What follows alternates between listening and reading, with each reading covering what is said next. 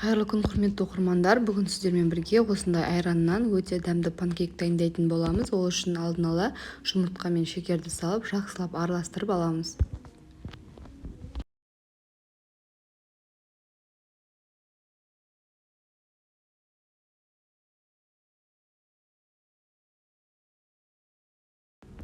Ендігі кезекте 3 ас қасық сұйық май құямыз және кішкене араластырып жібереміз. Содан соң айран құямыз. Ашыған айран болса да болады, немесе айранға соданы салып процесске түседі. Содан соң қоссаңыздар болады. 0,5 чайный ложка тұз, сода салып бірге араластырып аламыз.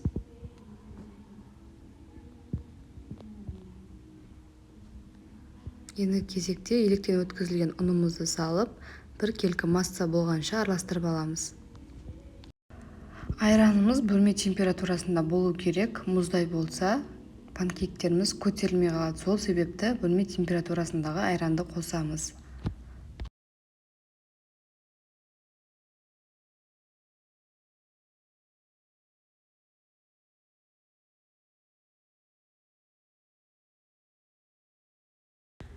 Міне, тестамыз дайын болды. Енді кезекте тапамызды қыздырып, екі бетін аунатып қызарғанша пісіріп аламыз.